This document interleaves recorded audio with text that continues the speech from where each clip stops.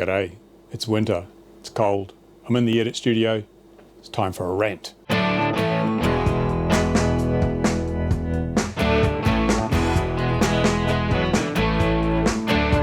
Do you love YouTube ads? Everybody loves YouTube ads, we love them to death.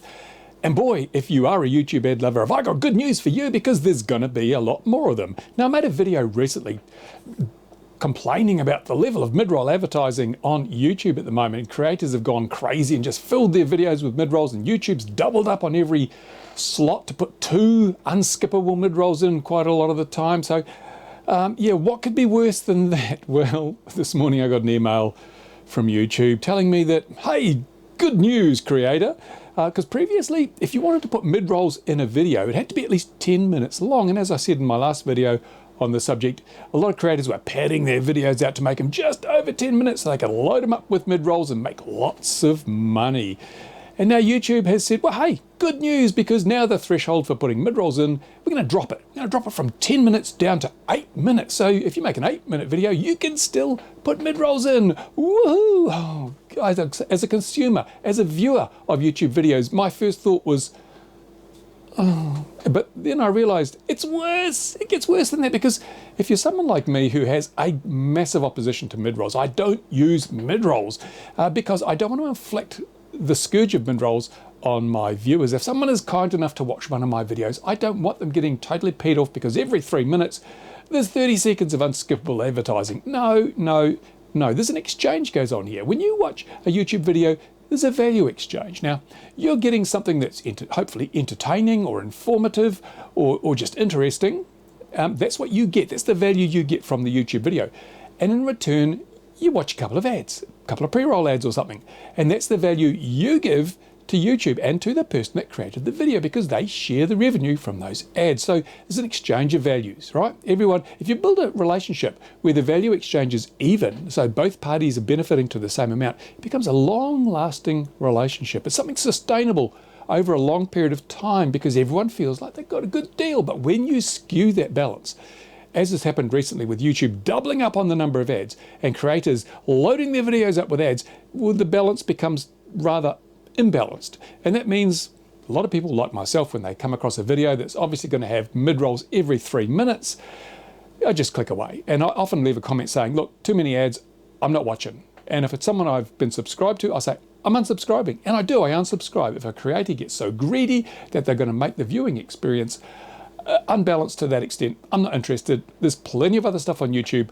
I will unsubscribe and I'll let them know. So that's the situation I find myself in, and we all find ourselves in now. The balance is being skewed. So when I got this email this morning telling me they were going to lower the threshold to 8 minutes, I thought, no, oh, terrible. But then I read on and it's just worse. It's just worse in every way, because not only is YouTube going to let you put mid-rolls in videos that are just 8 minutes or longer, they're going to go back and they're going to put mid-rolls in all your previously uploaded videos that are 8 minutes or longer. So if, like me, you've said, no, I don't want mid-rolls, then if you're not careful, they're going to go back and put mid-rolls in anyway. They're going to ignore you, because what they've got is a default situation where they will put mid-rolls in all your back catalogue. If you're monetized, your channel's monetized, any videos you've got that you've already uploaded that are 8 minutes or longer will have mid-rolls put in them at the end of the month, unless you tell them otherwise. So the default is, fill me up with mid-rolls, when the default should be, no, only put mid-rolls in if I ask for them. But YouTube is so damn greedy, they're saying, well, we're just going to do it unless you tell us not to.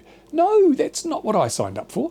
And this signing up for thing, this is interesting, because I've had a bit of feedback on my last video. People saying, you should use an ad blocker, use an ad blocker. And yes, I could use an ad blocker. Of course I could.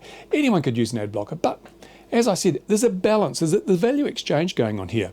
And I'm quite happy if I'm watching a video that I find entertaining, informative, or educational, then I'm happy to watch a couple of ads at the beginning. A couple of ads, that's fine, because I'm giving my part of the balance equation to YouTube and to the content creator.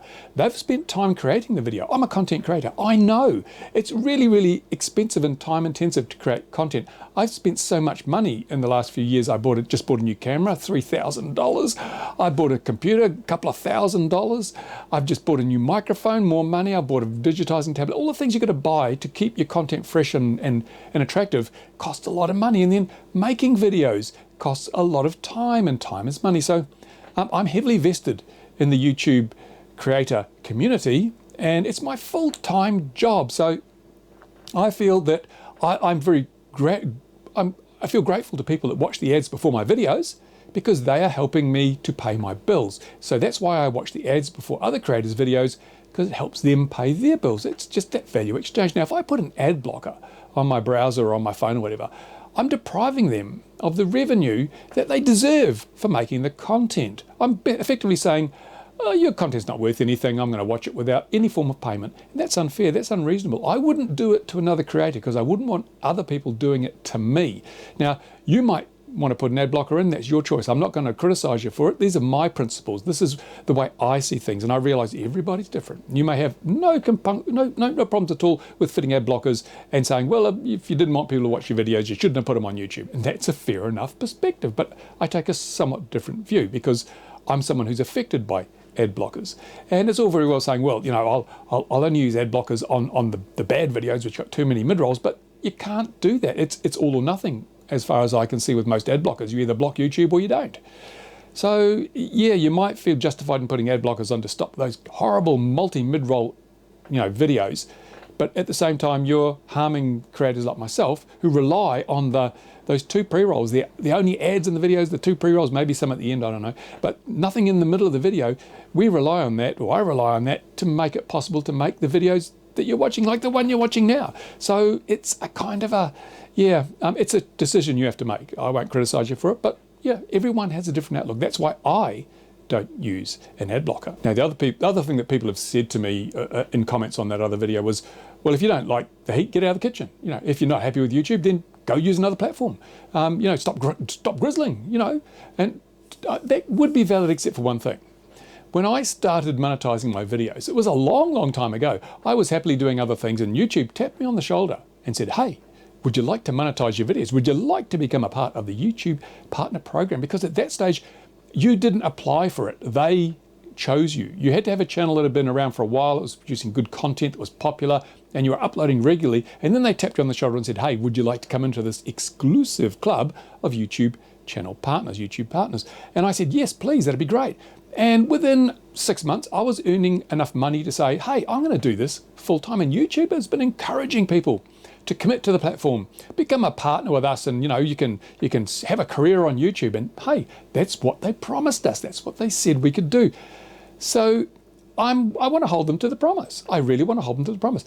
But they've been changing the rules so much that it's kind of like, yeah, we call you a partner, but actually you used to be a partner, you used to be valuable to us, but now you're just a bit of an inconvenience, because YouTube, they have AI bots. AI, people think it stands for artificial intelligence. It's not, it's artificial insanity, because these bots have been going around just deleting channels, deleting videos without any human oversight or moderation, and it's getting worse and worse by the day. Now I'm going to put a link in the description of this video to a video that Dave Jones from EEV blog put up yesterday about a guy who has a channel repairing old electronics. It's harmless. What offense could anyone take at repairing old electronics?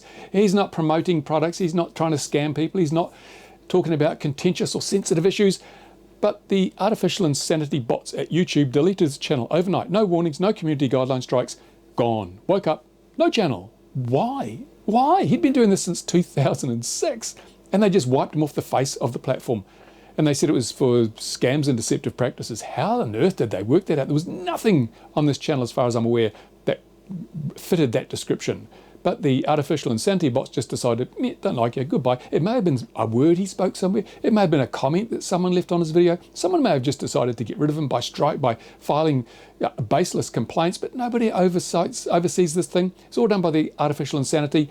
And so he was gone. Disappeared. All those years of work vanished in a puff of smoke because the artificial insanity bots decided he was a threat to the platform. No, that's not the partnership I signed up for. When I signed up, you were a valued member of the YouTube team and your content was critical to the growth and success of the platform. Now, no, they don't care. We've got Thunderfoot. Thunderfoot is a scientist, a real goddamn scientist. He's got degrees in science and he knows his stuff.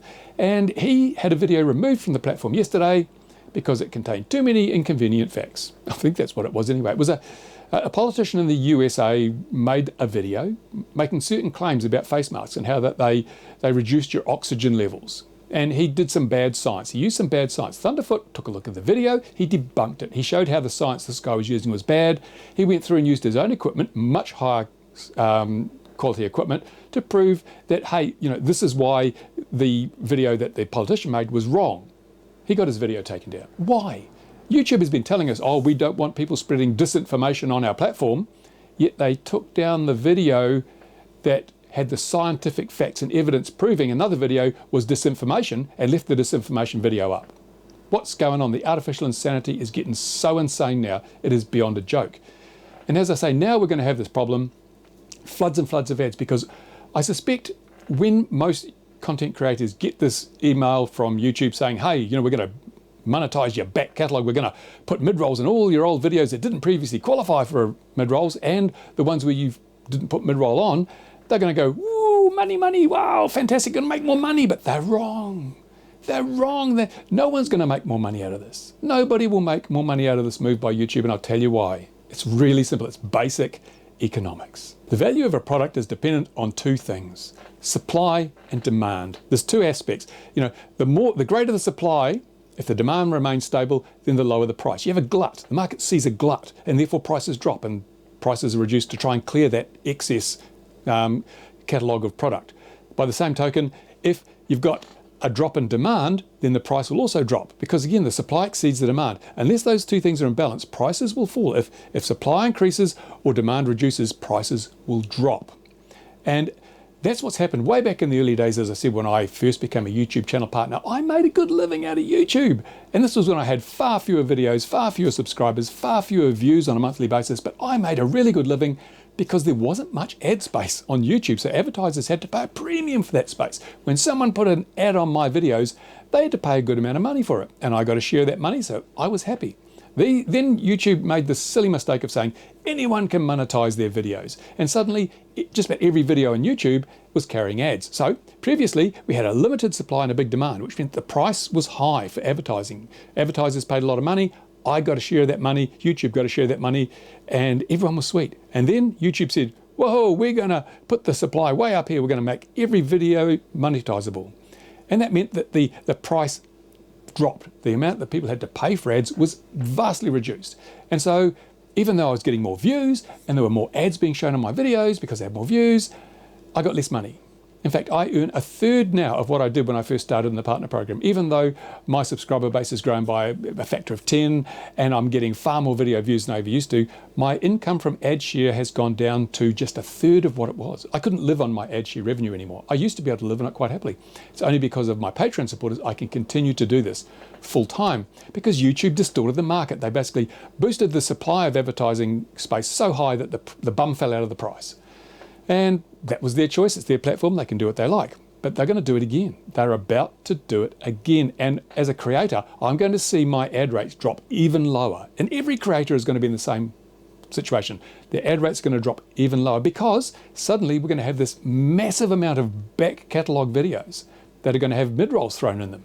So a video now that might be 9 minutes long and it doesn't have mid-rolls, as of the end of the month, unless the creator says don't do it, it's going to have mid-rolls in it. So suddenly we have a massive increase in the amount of ad space. And as I said, if you increase the supply and the demand is fixed, the price drops. But we have a second factor. The demand is dropping as well because of the current human malware crisis. The demand for advertising is falling. So the bum is going to fall out of ad rates on YouTube. They'll be giving the advertising away. They'll be giving it away because no one will pay for it. No one wants to pay for it. The price will be a few cents. And that's why we're seeing all the scam ads on YouTube at the moment. If you see ads for scammy products, scammy services, complete rip-offs, and people are advertising. Why are they doing that? Because the advertising is almost free. It's so cheap now that even the cheapest low-life, gutter-born scammer can afford to buy advertising on YouTube. And YouTube doesn't care. They don't vet the ads. They don't go, oh, that's a scam or a deceptive practice. We're not having that. But if you put a video up that they consider to be a scam or deceptive practice, they'll wipe it. They'll take your whole channel down. But if you're an advertiser, doesn't matter. We don't care. You can advertise whatever you like. Doesn't matter how crooked or bent it is. As long as you're paying us, we're happy with that because we're making money. Oh man, I mean, this platform's gone to hell in a handbasket. It really, really has. But as I say, people say, well, why don't you get out of it? Get out of it. Well, first of all, because I had a contract with YouTube. They promised me things and I want to hold them to that promise. They shouldn't be able to weasel out of it. I couldn't unilaterally change the agreement with YouTube, but they seem to be happy to change it with all the creators, and that's unreasonable. But secondly, there are no other platforms at the moment. You got, BitChute. People say, oh, put your stuff on Library, put it on BitChute, you know, all that sort of stuff. But where am I going to get my ad revenue from? That ad revenue is half of my monthly income is ad revenue. The other half comes from Patreon. I can't live on half my income. If I say, oh, I'm going to forego the monetization by just putting my stuff on BitChute or on Library, I can't continue. I can't continue to make videos because I won't have the income to pay my bills. And that means that you guys won't get the videos. I'll have to do something else. It ruins the whole YouTube landscape. And also, people say, well, yeah, but people can make donations on BitTube and BitChute and Library. Yeah, but if people want to make donations to support my channel, they can do it now through Patreon, and a lot of people do. So I'm not going to suddenly find a whole lot of new people willing to make donations if I go to Library or BitChute, because people who want to donate are already donating. So I'm just saying goodbye YouTube revenues. I can't afford to do it. I'm so vested in this full-time YouTube community and making money through this by my videos. I can't afford to throw away half my income. Nobody can. Well, a lot of people can. I've shot myself in the wallet because I don't accept sponsorships. I don't shill for products and put affiliate links in the description. I don't have swag. So all those other revenue sources that other creators might be able to use to compensate for the lack of YouTube revenue, I don't have those. I've chosen not to. Again, it's a matter of principle. It's the way I said. I'm here to provide completely unbiased information and entertainment without pressure of commercial pressures forcing me to say things that I don't want to say, or telling you lies so that I can get money from a link in the description. So that's just me. I'm too ethical to be rich, you might say. But yeah, so that's where we're headed, folks. And as I said in my previous video, this is all to pushing people towards YouTube Premium. They want to be Netflix, they want to be Disney Plus, they want to be Amazon Prime, they want to be a subscription service where you pay them so much a month and then you can watch the videos without ads. That's what they want to do. And fair enough if that's the direction they want to go in, but it's not what we signed up for when we first got into the YouTube Partner Program, because the amount of money that, just looking at the figures on the analysis, the amount of money I get from YouTube Premium is pretty small. It's pretty tiny. I mean, it's 5% of my total revenues from YouTube every month. 5%. And I'm pretty sure that based on the feedback I've been getting on my videos, a lot more than 5% of my viewers are YouTube Premium subscribers. A lot more than 5%. So when they watch a video, that produces far less financial benefit for me than when someone watches an ad before a video. So if everyone signed up to YouTube Premium, I think my revenues would probably drop by over 50%. But hey, after this massive increase in ad space that YouTube's about to create, my revenues will probably drop by 50% anyway, because I'm not going to film my videos with mid-rolls like YouTube would like me to. I'm just going to have the pre-roll at the start, which will be, just one or two ads. That's all I want. That's all I expect from my viewers. That's what I consider to be reasonable value for my videos. I don't try and distort the balance as so many creators are doing now and making the videos unwatchable. There you go. That's a rant. I wanted to get off my chest because it's going to hit us all as of August. The more and more videos will be unwatchable thanks to YouTube's changing policies, and fewer content creators will be able to sustain themselves through the platform alone. Where are we headed? Well, could it be that YouTube will simply just start taking all its content from the mainstream broadcasters? I think that's probably where it's going to end up eventually. The artificial insanity will wipe annoying people like me, who barely make them any money, wipe us from the face of the platform. We'll just be left with repurposed NBC, CBS, Fox, and all those other broadcasters populating. We'll have another television. It'll just be another subscription television service, which is not what we signed up for, is it? I don't know. You tell me. Go to the comments now. Tell me what you think. And if you have a monetized channel, will you be telling YouTube not to throw mid-rolls in your back catalogue? Or will you just say, might as well join the crowd and annoy the snot out of those people who don't have YouTube Premium? Thanks for watching, guys. Thanks to my Patreon supporters. You make it all possible. Bye for now.